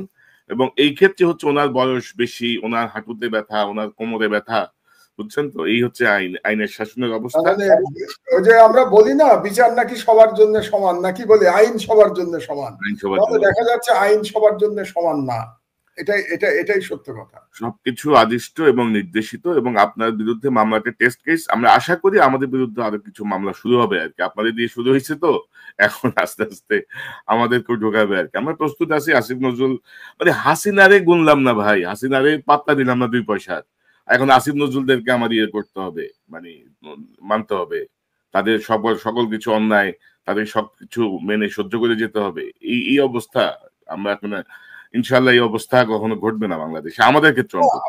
অন্তত আমি একটা বলতে পারি, এবং আপনাদের প্রতি আমার বিশ্বাস আছে, যে আমাদের যে লড়াই, সেই লড়াই তো ক্ষমতার জন্য এই লড়াই তো ছিল না, এই লড়াই তো ছিল একটা আদর্শের জন্য লড়াই ছিল, তাই না? আমরা আদর্শের জন্য লড়াই করেছি, বাংলাদেশের জনগণের অধিকারের জন্য লড়াই করেছি, গণতন্ত্রের জন্য লড়াই করেছি, এবং বাংলাদেশের সার্বভৌমত্বের জন্য লড়াই করেছি। এবং এই লড়াই করেই তো 71 বছর বয়স পার করেছি। এবং এই লড়াই আল্লাহ যেন মৃত্যু পর্যন্ত আমাদেরকে তৌফিক দেন এই লড়াইটা অব্যাহত রাখবার জন্য। না, ইনশাল্লাহ মাহমুদ ভাই, ইনশাল্লাহ এভাবেই চলবে। কোনো দেশের প্রশ্নে কোনো আপোষ নেই। আমাদের লড়াইটা তো দেশের জন্য, আমাদের লড়াইটা তো কোনো দল বা পার্টিকুলার পার্সনের জন্য না। এবং ডক্টর ইউনূস যদি আমি কিন্তু বারবার বলছি, ডক্টর আসিফ নজরুল গং সহ একটা গ্রুপ, যাদেরকে আমরা বলছি যে আপনি সরান, দেশের স্বার্থে সরান, আপনার সরকারের স্বার্থে সরান, উনি কিন্তু শুনছেন না। তো এই জিনিসটা কিন্তু ওনার মানে জন্য খুব বুমেরাং হয়ে যাওয়ার সম্ভাবনাই আমরা দেখছি, আশঙ্কাই আমরা দেখছি আর কি ওনার প্রতি। আরেকটা জিনিস বুঝতে হবে কনক, যে এই সরকারের চরিত্রটা কিন্তু আমাদেরকে বুঝতে হবে। আমি কিন্তু কিছুক্ষণ আগে ডক্টর ইউনূসের প্রশংসা করেছি 3টি কারণে, কিন্তু তারপরেও এই সরকারের চরিত্রটা কি? চরিত্র হচ্ছে এই সরকার সুশীল সরকার, এবং সেই সরকার এনজিও নিয়ন্ত্রিত সরকার। এটা যেন আমরা ভুলে না যাই, সরকারের চরিত্রটা যেন ভুলে না যাই। এবং এই সরকারের আমি একটা আর্টিকেল লিখছি, আগামী বুধবারে পড়বেন আর কি, আর্টিকেলটা শেষ করেছি আমি সবে, এবং সেখানে আমি হিসাব করে দেখলাম এই সরকারে বিভিন্ন ক্ষমতায় মন্ত্রী এবং প্রতিমন্ত্রীর পদমর্যাদায় প্রায় 48 জন লোক আছে। প্রায় 48 জন। চিন্তা করে দেখেন, একটা অন্তর্বর্তীকালীন সরকারে প্রায় অর্ধশত ব্যক্তি মন্ত্রী এবং প্রতিমন্ত্রী পদমর্যাদায় আছেন।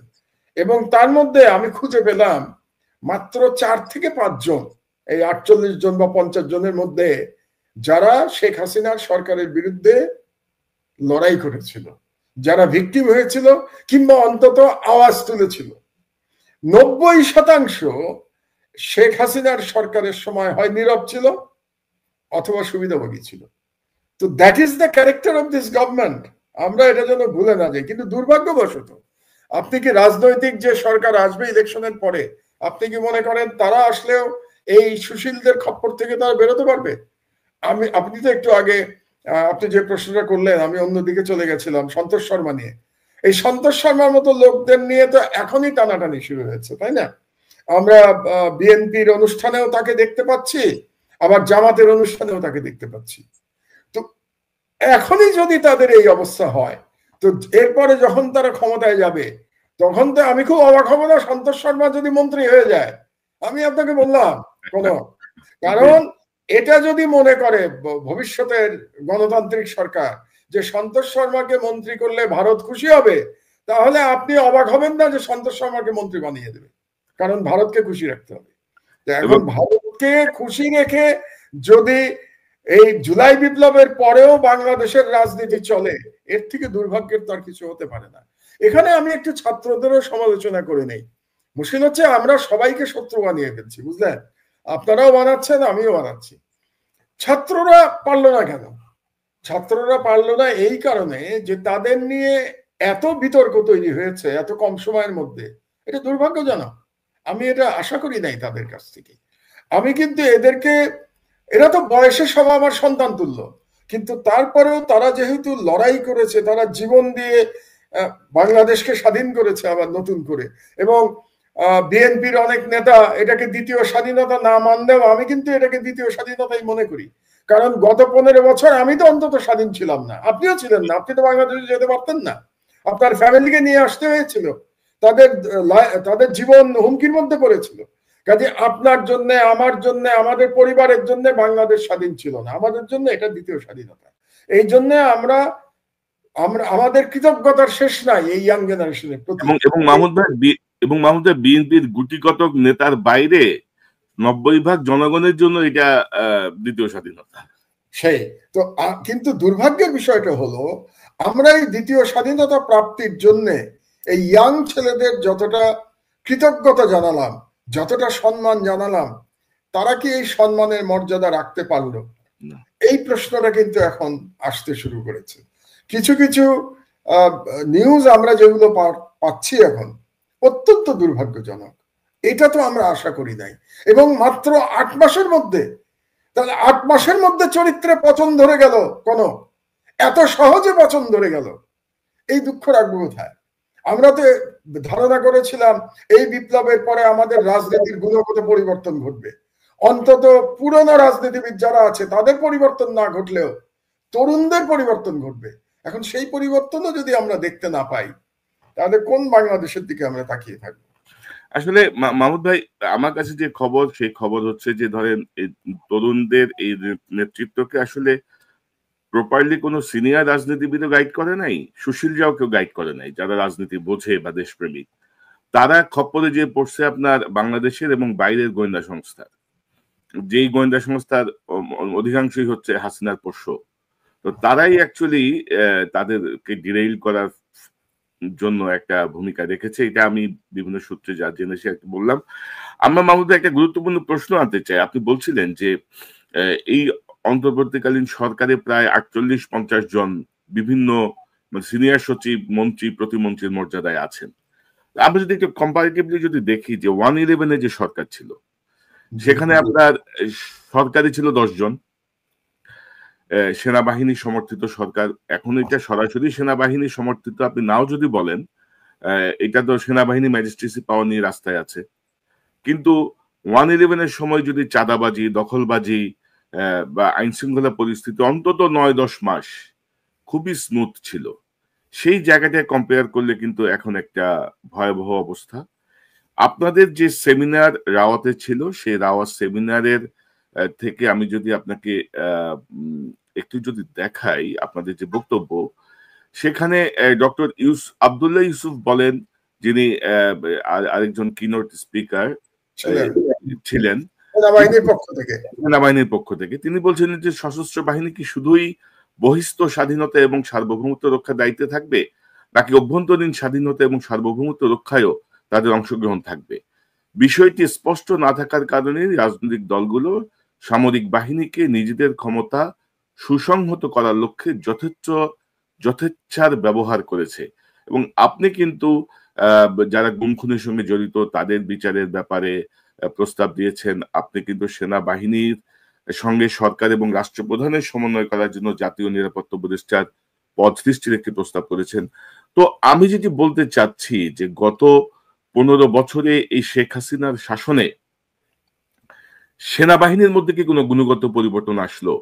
যে 111-এর সময় সেনাবাহিনীর যে ভূমিকা আমরা দেখলাম, মানে অন্তত আইন শৃঙ্খলা পরিস্থিতি বা সবকিছু মিলিয়ে, এবার কিন্তু সেটি হচ্ছে না। এবার যথেচ্ছ চাঁদাবাজি। আমি একটু এখানে দ্বিমত করব। আসলে সেনাবাহিনীর যে অবক্ষয়, এটা 111-এর মাধ্যমে শুরু হয়েছিল। কারণ 111-এর সরকার এসেছিল এই ভারতীয় ষড়যন্ত্রের মাধ্যমে। তো তখন থেকেই এই সেনাবাহিনীর যেটাকে বলে না নীতিভ্রষ্ট হওয়া শুরু হয়েছিল। আর আর একটা বড় ব্যাপার হলো যে 111-এর সাথে এবারকার একটা পার্থক্য আছে। পার্থক্যটা হলো যে এবারের বিপ্লব হয়েছে কিন্তু একটা রাজনৈতিক সরকারের বিরুদ্ধে বিপ্লব হয়েছে, এবং বিপ্লব হওয়ার পরে সেনাবাহিনী ক্ষমতা নেয় নাই। তো বিপ্লব হওয়ার পরে বিপ্লব যারা করেছে তাদের পছন্দ মতো সরকার গঠিত হয়েছে, এবং বিরোধী দল যারা ছিল তাদেরকে কোনো আক্রমণ করা হয় নাই। আপনার যদি মনে থাকে 1/11-র পরে বিএনপিকে তো ধূলিসাৎ করে দেওয়া হয়েছিল 1/11 সরকারের পরে, এবং সেটাকে জাস্টিফাই করার জন্য, আমি আবারও বলি, বিএনপির উপরে যে আক্রমণ, সেটা জাস্টিফাই করার জন্য আওয়ামী লীগের উপরেও কিছু আক্রমণ করা হয়েছিল। মানে আসল টার্গেট ছিল বিএনপিকে ধ্বংস করা, এবং এটা করার জন্য যাতে একেবারে চোখে না পড়ে এই জন্য আওয়ামী লীগেরও কিছু লোককে গ্রেফতার করা হয়েছিল, তার মধ্যে শেখ হাসিনাও ছিলেন, তিনিও গ্রেফতার হয়েছিলেন। কিন্তু এবার তো কোনো রাজনৈতিক দলের প্রতি সেইভাবে যারা বিরোধী আছেন, আওয়ামী লীগ তো পালিয়ে গেছে, ওদের কথা আলাদা, কিন্তু অন্যান্য দলের প্রতি তো কেউ আক্রমণ করে নাই। তো এই কারণে অন্যান্য দলের পক্ষে দলের মধ্যে যে শৃঙ্খলা আসা উচিত ছিল, এটার দায়িত্ব কিন্তু রাজনৈতিক দলের, এটার দায়িত্ব সরকারের না। রাজনৈতিক দলেরই দায়িত্ব ছিল তাদের কর্মী নেতাদের কন্ট্রোলে রাখা, নিয়ন্ত্রণে রাখা। এটা গেল এক। আর দ্বিতীয় হলো যে এইবার কিন্তু একটা বিপ্লবের মাধ্যমে সরকার এসছে, আর 1/11 সরকার এসেছিল ষড়যন্ত্রের মাধ্যমে, ওটা একটা মিলিটারি কু ছিল। তো বিপ্লবের মধ্যে যে সরকার আসে, বিপ্লবের পরে কিছুটা সমাজে বিশৃঙ্খলা থাকে, কাজেই সেটা আপনাকে ওই যে কি বলে with a pinch of salt আপনাকে একটু মেনে নিতে হবে, যে বিপ্লবের পরে একটু বিশৃঙ্খলা মেনে নিতে হবে। কাজে 1/11 সরকারের চরিত্র এবং এবারের সরকারের চরিত্র একেবারেই আলাদা। আর আমরা কিন্তু 1/11 সরকারের মতো কোনো সরকার দেখতে চাই না, বরং আমি মনে করি যে বর্তমান সরকার যেভাবে আছে সেভাবে তারা তাদের ভুল ভ্রান্তি থেকে মুক্ত হোক। যেমন আপনি ম্যাজিস্ট্রেসি পাওয়ারের কথা বললেন, সেনাবাহিনীর ম্যাজিস্ট্রেসি পাওয়ার আছে, কিন্তু তারা তো কোনো বাড়াবাড়ি করছে না। 1/11 পরে তো বাড়াবাড়ি করা হয়েছিল, আপনি তো নিশ্চয়ই চান না যে সেনাবাহিনী বাড়াবাড়ি করুক। তো কাজেই আমি মনে করি এই দুটো আমরা তুলনা না করি।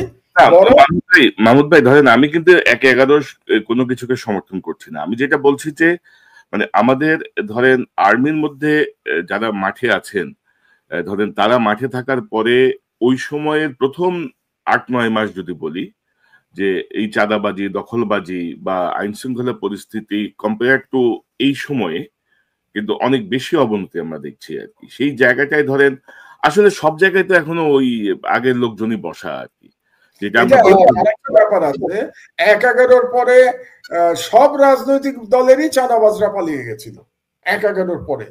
এবার কি সব রাজনৈতিক দলের লোকজন পালিয়ে গেছে? তা তো যায় নাই। তো আপনার এই পার্থক্যটা তো বুঝতে হবে। সুতরাং একটা গ্রুপের লোকজন চাঁদাবাজরা তো বহাল তবিয়তে আছে, তো সুতরাং আপনি একই রকম পাবেন না। আমরা এটাই আশা করি। তবে আমি আশা করব যে এই সরকার মানে আরেকটু শক্তভাবে রাষ্ট্র চালাবে। আপনার মনে আছে আমি ঢাকায় ফিরেই একটা কথা বলেছিলাম ইউনূস সাহেবকে উদ্দেশ্য করে, যে আইদার রুল অর কুইট, হয় আপনি শাসন করুন নাহলে আপনি চলে যান। আসলে একটা সরকারের হয় শাসন করতে হবে, নাহলে চলে যেতে হবে। তো এখন পর্যন্ত প্রফেসর ইউনূস প্রথম দিকের ভুলভ্রান্তি থেকে শিক্ষা গ্রহণ করে এখন কিন্তু তিনি বেটার চালাচ্ছেন আগের থেকে। হ্যাঁ, আমরা সমালোচনা করলাম সংস্কারগুলি তিনি করতে পারেন নাই, বা সংস্কারের কোনো আমি জানি না কোনো পরিষ্কার রূপরেখা ওনার মাথাতেও আছে কিনা, বা ওনার যারা উপদেষ্টা তাদের মাথার মধ্যে আছে কিনা, যে মানে কি সংস্কার চায় ইউনূস সাহেব, কি সংস্কার চান, কিংবা তার সরকার কি সংস্কার চায়, এটাও তো আমাদের জানতে হবে। ওনারা শুধু রাজনৈতিক দলগুলোকে জিজ্ঞেস করছেন যে তারা কি সংস্কার চায়, আপনারা কি সংস্কার চান এটা বলবেন না আমাদেরকে? তো সেটা তো আজ পর্যন্ত তিনি বলেন নাই। আমি যেটা আশা করব যে ধরেন ইউনূস সাহেব বলেছেন যে ডিসেম্বর থেকে জুনের মধ্যে নির্বাচন হবে, তা আমি ইউনূস সাহেবের কথায় আস্থা স্থাপন করতে চাই যে ডিসেম্বর থেকে জুনের মধ্যে নির্বাচন হবে, এবং নির্বাচনে যে সরকার আসবে সেই সরকার একটা ভালো শাসন উপহার দেবে বাংলাদেশকে, এটা আমি আশা করতে চাই। কিন্তু সেই সরকার আসার আগে দুটো কাজ করতে হবে, বিচার সম্পন্ন করতে হবে। অন্তত যারা গণহত্যার জন্য দায়ী, যারা বাংলাদেশের অর্থনীতি ধ্বংস করবার জন্য দায়ী, তাদের বিচার সম্পন্ন হতে হবে, এটা এক। আর দুই, অন্তত একটা সংস্কারের ব্যাপারে ঐক্যমত হতে হবে। কোন সংস্কার? যে সংস্কারের ফলে আমরা কনফার্ম করতে পারবো যে আবার হাসিনার মতো আর এক স্বৈরাচার বাংলাদেশে মাথা ছাড়া দিয়ে উঠবে না। এই দুটো বিষয়ে যদি ঠিক না করে নির্বাচন দেওয়ার সুযোগ প্রফেসর ইউনূসের নাই। কাজে আমি মনে করি যে এখন পর্যন্ত সরকার সংস্কারের ব্যাপারে এবং বিচারের ব্যাপারে যে স্পিডে কাজ করেছে তাদের স্পিড অনেক গুণ বাড়াতে হবে। এখন এত স্লো কাজ করলে হবে না, বিচারও তাড়াতাড়ি করতে হবে এবং সংস্কারের ভাই আলাপ আলোচনা যাই করেন না কেন তাড়াতাড়ি করে সংস্কার সম্পন্ন করেন। এবং মাহমুদ ভাই, আমার যা শেষ একটা প্রসঙ্গ জাস্ট 1 মিনিটের মধ্যে শেষ করতে চাই, যে আপনারা বলছেন যে সেনাবাহিনীকে রাজনীতি মুক্তকরণ, বা ধরেন আমাদের গত 15 বছর স্পেশালি আমরা যদি বলি, বিচার বিভাগ বলেন, প্রশাসন বলেন, সেনাবাহিনী বলেন, যেভাবে আত্মীয়করণ বা দলীয়করণের মাধ্যমে প্রমোশন হয়েছে।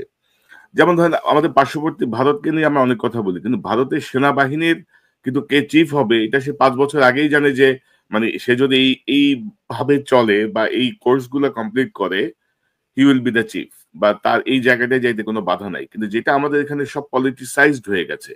তো সংস্কারের মধ্যে আপনি কি মনে করেন না যে আমাদের বিচার, প্রশাসন, সেনাবাহিনী এই সবগুলো জায়গায় যোগ্যতার মাপকাঠিতে পদোন্নতি এবং মানে পজিশনের ব্যাপারে একটি সুনির্দিষ্ট নীতিমালা, যেটি আপনি বলছিলেন নিরাপত্তা উপদেষ্টা বা এরকম একটা, আমার তো সুনির্দিষ্ট প্রস্তাব আছে। জি আপনি পুরোটা যদি পড়ে থাকেন, আমার খুব বেশ বড় থিসিস তো, প্রায় 20 পাতার বই। সেখানে আমি পরিষ্কার ভাবে বলেছি যে কেবলমাত্র মেধার ভিত্তিতে প্রমোশন হতে হবে। এখানে পছন্দের প্রমোশনের কোনো সুযোগ থাকতে পারবে না। আমি সেনাবাহিনীর কথা বলছি। আর গত 15 বছরে সেনাবাহিনীতে যে রাজনীতিকরণ হয়েছে, এই 15 বছরের রাজনীতিকরণের জন্য কিন্তু আমি রাজনীতিবিদদের বেশি দায়ী করি। কারণ কারা করেছে এটা? শেখ হাসিনা করেছে। পলিটিসাইজেশন শেখ হাসিনা কেন করেছে? যাতে সে ক্ষমতায় টিকে থাকতে পারে। এবং ক্ষমতায় টিকে থাকার জন্য সে কি করেছে? অযোগ্য লোকদের উপরে নিয়ে এসছে এবং দলীয় লোকদের উপরে নিয়ে এসছে। এবং সে কার সাথে মিলে কাজ করেছে? ভারতের গোয়েন্দা সংস্থার সাথে মিলে কাজ করেছে, তাই না? আপনার তো মনে আছে, আপনার এখানেই টক শোতে একজন জেনারেল পরিষ্কার ভাবে বলে গেছিল যে ভারতীয় নির্দেশ ছাড়া বাংলাদেশে সেনাপ্রধান নিয়োগ প্রাপ্ত হয় না। বাংলাদেশে সেনাপ্রধান কে হবে এটা দিল্লি ঠিক করে দেয়। আপনার টক শোতে বলে গেছে, একটা লিখিত চুক্তি করতে হয় ওদের সাথে, চুক্তি আপনার টক শোতে বলে গেছে। তাহলে এই যে পরিস্থিতি, এটা তো সেনাবাহিনী করে নাই, এটা করেছে ভারত এবং হাসিনা মিলে। তার মানে এই যে পলিটিসাইজেশনের কথা আমরা যেটা বলছি, এটা কিন্তু করেছে রাজনীতিবিদরা, এটা করেছে হাসিনা ক্ষমতায় টিকে থাকার জন্য, নিজে ফ্যাসিস্ট হয়ে উঠবার জন্য। সেখানে সেনাবাহিনীর ব্যর্থতা কোনখানে? সেনাবাহিনী এটাকে মেনে নিয়েছে। এটা হচ্ছে সেনাবাহিনীর ব্যর্থতা। সেনাবাহিনী কেন মেনে নিয়েছে এটারও ব্যাখ্যা আমি দিয়েছি আমার বক্তব্যে। মেনে নিয়েছে কারণ বিডিআর হত্যাকাণ্ড। আমার ব্যক্তিগত ধারণা, বিডিআর হত্যাকাণ্ড ওভাবে যদি না হতো এবং সেই দিন যদি সেনাবাহিনী এই বিডিআরে যারা হত্যাকাণ্ড চালিয়েছিল তাদের বিরুদ্ধে অ্যাকশন নিত, তাদের ব্রাদার এবং তাদের পরিবারকে বাঁচানোর জন্য তারা অ্যাকশনে যেত এবং শেখ হাসিনাকে ইগনোর করত, তাহলে বাংলাদেশের সেনাবাহিনীর ইতিহাস অন্যভাবে লেখা হতো। এবং যেহেতু ওই বিডিআর বিদ্রোহে 57 জন দেশপ্রেমিক সেনা অফিসারকে হত্যা করতে পেরেছিল ষড়যন্ত্রকারীরা, সেটা দেশি হোক বিদেশি হোক, তাদের পরিবারকে ধ্বংস করেছিল, বিডিআরকে ধ্বংস করেছিল। এবং এর মাধ্যমে কি হয়েছে দেখেন, সেনাবাহিনীর মেরুদণ্ড ভেঙে দেওয়া হয়েছিল। এটা হলো আমার ব্যক্তিগত অ্যানালিসিস। এবং মেরুদণ্ড ভেঙে দেওয়ার ফলে কি হয়েছিল দেখেন, যারা এরপরে প্রতিবাদ জানিয়েছিল এই বিডিআর হত্যাকাণ্ডের বিরুদ্ধে, তাদের কি হয়েছে? তাদেরকে চাকরি থেকে বের করে দেওয়া হয়েছে। শুধু তাই না, তাদেরকে ভয় দেখানো হয়েছিল, এই ইন্ডিয়ান আর্মি কিন্তু অ্যাটাক করবে তোমরা যদি হাসিনাকে সাপোর্ট না করো। তাহলে আপনি একেবারে প্ল্যান্ড ওয়েতে, পরিকল্পিতভাবে বাংলাদেশ সেনাবাহিনীর মরাল ভেঙে দিয়েছিলেন। তো এটার জন্য শুধু সেনাবাহিনীকে তো আমি দায়ী করতে পারি না। সেনাবাহিনীকে দায়ী করব অতটুকুই যে তারা সাহস করে এটার প্রতিবাদ করে নাই। তারা যদি অ্যাজ অ্যান ইনস্টিটিউশন এটার প্রতিবাদ করত, তাহলে শেখ হাসিনা এইভাবে 15 বছর তার ফ্যাসিস্ট শাসন ব্যবস্থা চালাতে পারত না। তো কাজেই আমি ওখানেই এই প্রস্তাবটাই করেছি এবং এই কারণেই আমি বলেছি, যদি আপনার সেনাবাহিনীর রাজনীতিকরণ ঠেকাতে হয় তাহলে বাংলাদেশের সরকার ব্যবস্থার পরিবর্তন করতে হবে। সরকার ব্যবস্থার পরিবর্তন মানে আমি বলেছি প্রেসিডেন্সিয়াল ফর্মে আসতে হবে, এবং প্রেসিডেন্সিয়াল ফর্মে এসে প্রেসিডেন্ট যখন সরাসরি সেনাবাহিনীকে নিয়ন্ত্রণ করতে পারবেন, এবং কোন প্রেসিডেন্ট? যিনি জনগণের ভোটে নির্বাচিত হবেন, সেরকম একটি প্রেসিডেন্ট যখন সেনাবাহিনীর গার্ডিয়ানের ভূমিকা পালন করতে পারবেন, আমার মনে হয় তখন আমরা একটা সাহসী এবং দেশপ্রেমিক সেনাবাহিনী তৈরি করতে সক্ষম হব।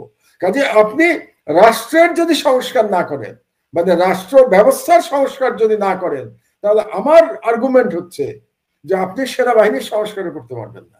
আপনি শুধু সেনাবাহিনীর সংস্কার আলাদাভাবে করতে পারবেন না যতক্ষণ না পর্যন্ত আপনি রাষ্ট্র ব্যবস্থার সংস্কার করতে পারবেন। এটাই হচ্ছে আমার মূল কথা।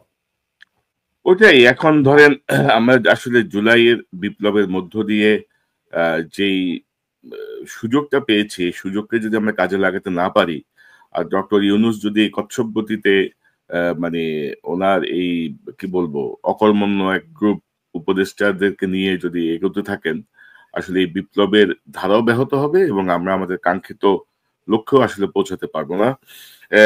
ডক্টর মাহমুদুর রহমান, আপনাকে অসংখ্য ধন্যবাদ। আমরা অনেক মূল্যবান আলোচনা শুনলাম আপনার কাছ থেকে। সংশ্লিষ্ট জায়গায় যদি একটু বোঝে বিষয়গুলো ভালো, আর না বুঝলে আসলে তো কিছু করার নাই। পরিস্থিতি যেদিকে যাচ্ছে ৮-৯ মাসে যে এত শ্লথ গতিতে যাচ্ছে, এটা কোনোভাবেই কাম্য না। কারণ মানুষও আস্তে আস্তে অধৈর্য হয়ে যাবে। শুধু দ্রব্যমূল্য নিয়ন্ত্রণে রাখা বা বিদ্যুতের নিরবিচ্ছিন্ন বিষয়টা হয়তো মানুষকে খুশি রাখছে, কিন্তু ওভারঅল জায়গাটায় যদি সংস্কার না হয়, তাহলে মূল লক্ষ্যই আমাদের ব্যাহত হবে। সেটা আমরা চাই না। মহোদয়, আপনাকে অসংখ্য ধন্যবাদ। নিশ্চয়ই আপনি যদি একটু নিয়মিত আসেন, একটু নিয়মিত বিরতিতে, আমার গ্যাপটা অনেক বেশি হয়ে যাচ্ছে আপনার সাথে। আমি একটু ব্যস্ততার মধ্যে ছিলাম, তবে একটা শেষ কথা বলতে চাই আমি। জি, জুলাই বিপ্লবের উদ্দেশ্য কিন্তু এই নিরবিচ্ছিন্ন বিদ্যুৎ কিংবা দ্রব্যমূল্য নিয়ন্ত্রণ ছিল না। জুলাই বিপ্লবের প্রকৃত উদ্দেশ্য ছিল রাষ্ট্রে এমন একটা সংস্কার করা, যে সংস্কারের মাধ্যমে শেখ হাসিনার ফ্যাসিবাদ আর কোনোদিন যেন বাংলাদেশে মাথাচাড়া দিয়ে উঠতে না পারে, এবং ভারতীয় হেজেমনি যেন আবার বাংলাদেশে কোনোভাবে প্রবেশ করতে না পারে। এটাই ছিল political philosophy of July revolution. আমরা যেন এটা ভুলে না যাই। কাজেই প্রধান দুটো কাজ আপনি যদি না করেন, আমি ডক্টর ইউনূসকে উদ্দেশ্য করে বলছি, প্রধান দুটো কাজ আপনি যদি না করে আপনি ক্ষমতা থেকে বিদায় নেন, তাহলে আমি বলবো আপনি আপনার দায়িত্ব পালন করতে পারেন নাই। কাজেই এই সংস্কার এবং শেখ হাসিনার বিচার, এটা শেষ করে ডক্টর ইউনূসকে যেতে হবে, এবং তাহলে আমরা বলবো যে জুলাই বিপ্লবের শহীদের রক্ত বৃথা যায় নাই। জি, মাহমুদ, আপনাকে অসংখ্য ধন্যবাদ। দর্শক, এতক্ষণ যে অনুষ্ঠান শুনলে নিশ্চয়ই আপনার এই আলোচনা মর্মার্থ উপলব্ধি করতে সক্ষম হবেন। অনেকগুলো প্রসঙ্গ নিয়ে আমরা কথা বললাম। আমাদের মূল লক্ষ্য দেশ। কোনো দল, ব্যক্তি, কারোর প্রতি অনুরাগ বা বিরাগের বশবর্তী হয়ে আমরা কোনো কাজ করছি না, আমরা কিছু বলছি না। আমরা যা বলছি আমাদের দেশের মঙ্গলের জন্য। যে ১৪০০ ছাত্র জীবন দিয়েছে, যে প্রায় ৪-৫০০ অন্ধ হয়ে গেছে, ৪-৫০০ পঙ্গু হয়ে গেছে, তাদের যেই পরিকল্পনা এই দেশকে ঘিরে আমরা যদি একটি সংস্কার বা ফ্যাসিবাদের বিচার সম্পূর্ণ করতে না পারি, তাহলে সকল লক্ষ্যই ব্যাহত হবে, যে ডক্টর মাহমুদুর রহমান বলছিলেন। এবং আমার মনে হয় যে এই গুরু দায়িত্ব নিয়ে ডক্টর ইউনূসের আরো দ্রুত গতিতে কাজ করা উচিত। যেসব উপদেষ্টা কাজ করতে পারছেন না, যাদেরকে নিয়ে ইতিমধ্যে বিতর্ক তৈরি হয়েছে, তাদেরকে ঘাট ধরে বের করে দেওয়া উচিত এবং বাংলাদেশকে নতুন বাংলাদেশে পরিণত করার জন্য, দ্বিতীয় স্বাধীনতাকে অর্থবহ করার জন্য কার্যকর ভাবে এগিয়ে যাওয়া উচিত। না হলে আমাদের সামনে আরো কঠিন ভবিষ্যৎ অপেক্ষা করছে। দর্শক, এই চ্যানেলটি সাবস্ক্রাইব করে আমাদের পাশে থাকুন, এই চ্যানেলের মেম্বারশিপ নিয়ে আমাদের পাশে থাকুন। আবারও দেখা হবে ইনশাল্লাহ। আসসালামু আলাইকুম।